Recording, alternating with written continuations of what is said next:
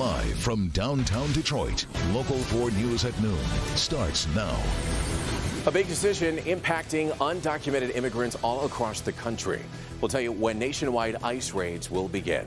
But first, twin brothers accused of nearly killing a man over fried mushrooms are facing a judge right now. That story just top our news at noon. Thank you for joining us. I'm Evrod Cassimy. Investigators say one of the brothers beat the man with a pipe and then the other shot the man in the face. Police say Dwight and Dwayne Samuels attacked the man because they were upset the Nikki D's Coney Island on 7 Mile didn't sell fried mushrooms. This happened back on June 19th at 2 in the morning. The victim's lawyer says that he was simply minding his own business, waiting for a cheeseburger when he was attacked. Well, this morning, the 61-year-old suspects were formally charged with a long list of felonies, including assault with intent to murder. And the man who pleaded guilty to shooting a man at a Roseville graduation party will spend the next 12 to 17 years in prison. In 2017, Amir Magonia was arrested for killing a teen during a graduation party. He was facing second-degree murder charges, but pleaded guilty to manslaughter back in May. During today's sentencing, the judge expressed his disappointment in that plea deal. My heart sank when I was told that there was both a plea bargain and a sentence bargain in the case, because it meant that I was going to be blocked from giving you the amount of time that I think would be appropriate. In addition to his jail sentence, life would have been appropriate. Magonia must pay more than $16,000 in restitution. This afternoon, President Trump is expected to announce an executive order on the 2020 census and his push to add a question on citizenship. Recent court rulings have blocked that question from the survey. The president's executive order could not overrule that, but would give administration attorneys a new basis to fight in court. The government has already started printing the survey without that question on it. Also new at noon, the New York Times says nationwide immigration raids will begin on Sunday. Immigration and Customs Enforcement officials will reportedly arrest thousands of undocumented immigrants. The agency planned to arrest families with court-ordered removals in 10 cities last month. But President Trump delayed the operation to give Democrats and Republicans time to reach an agreement on immigration. That has not happened yet. In a statement to Local 4, ICE would not offer details on the raids. Well, it's another warm and muggy morning all across Metro Detroit as we take a live look from our Windsor Skycam at the beautiful Detroit skyline. I think you see the princess there across the way. We got some good news in your first forecast. Let's check in with meteorologist Brandon Rue. The humidity, is it going to go down anytime soon? A little bit, yeah, and in the near term a little bit, but a lot of it as we head through the evening hours, overnight, so we celebrate any summer nights where good sleeping weather presents itself. That's what we have. We have 85 at City Airport, but it's 80 back in Howell, so some cooler air is sliding our way, and 84 feels like 85 at Metro. So that tells us there's still a little bit of humidity out there in the air. You can feel it just a little, and west-northwest winds at times picking up, and the more northwest they become, the more clouds we will see developing through the afternoon. So we're pretty much right where we'll be temperature-wise the rest of the day, but clouds will be enhanced or filling in through the mid-afternoon hours and could get a couple of drips up in our north zone. We see some of those clouds up to the north. But again, Evrod, this is cooler air, makes for a cooler night ahead. The weekend brings the summer heat back, and we've got it all coming up. All righty, Brennan, thank you. So take a look. This massive storm here moving into the Gulf is expected to be a hurricane by Saturday. The rain turned the streets of New Orleans into instant streams and has brought the city to a near standstill. Carrie Sanders is there right now as people are preparing for more. With a severe storm barreling towards land this morning, millions of people along the Gulf Coast are bracing for impact. That storm is expected to strengthen into the season's first hurricane, and it could potentially make landfall by this weekend. Already there's flash flooding and tornado warnings in the New Orleans area. Whoa, what the heck, bro? Rain and flooding from the intense storm system already wreaking havoc. We're just completely stranded here.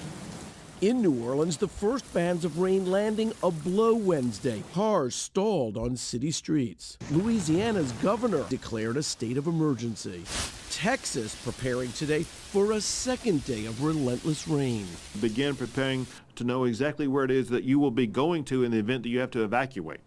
And in Florida, shelters now being readied. Officials urging residents in the Panhandle to be ready for the largest storm since Hurricane Michael,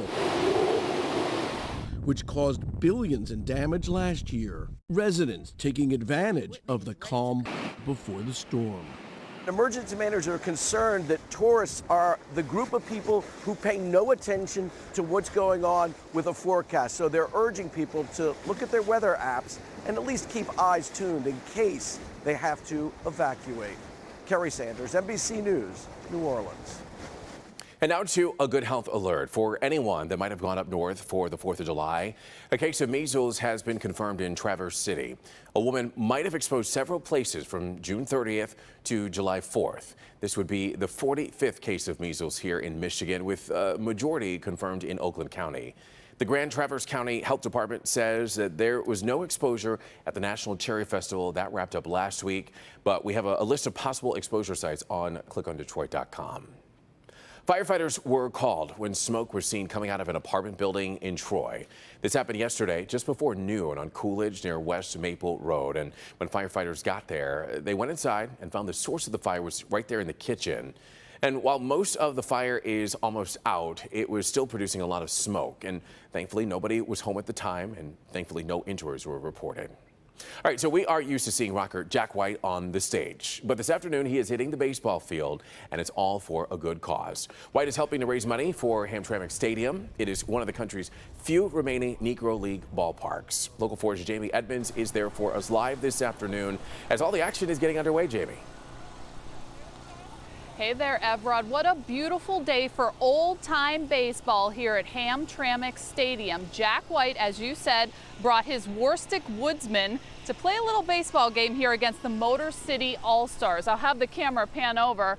Jack is there. They're all number 3, but there he is with the long hair, if Matt can find him. But anyway, this is all for a good cause. You've seen stories of the Hamtramck Stadium on our air, people trying to restore it. Jack has donated money in the past. This is another way to get to that goal, to bring this old Negro League stadium back to its former glory. It's one of 5 in the country, and Jack White and the Friends of Historic Hamtramck Stadium are trying to bring it back. This is a charity baseball game. You see him out there. There's a bunch of fans. I just caught up with him to ask him why this is important to him.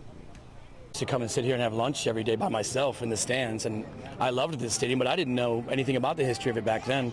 I learned years later that it was still happening, and there was a committee now to trying to save it from collapsing. And so that's when Warstick got involved. I donated some money to begin with to try to get kick-started, and then Ben and I here at Warstick were trying to figure out when we could get a charity game here to get more people interested and raise awareness about it.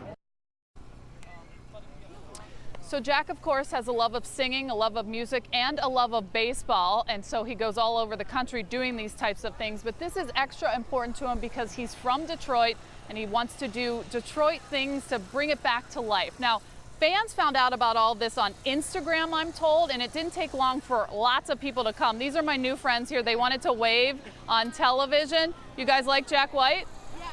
Do you like baseball? Yeah. So this is a solid Thursday for you? Yeah. All right. Well, we're going to have more coming up on this charity baseball game a little later on Local 4 News. Everett, I know you love music, so I bet you love to meet him as well. Yeah, I would certainly love to meet him. A huge Jack White fan, and for those kids there, what better way to spend their Thursday during the summer? Jack White is awesome. All right, Jamie, thank you. It is a growing question in the heart of the Vatican. The mystery investigators were hoping to solve when they unearthed 2 tombs from the 19th century today. But first, Harvey Weinstein back in court this morning. We'll tell you what he's asking a judge to do that could completely change his case just 2 months before trial on sexual assault charges. We're back in a minute.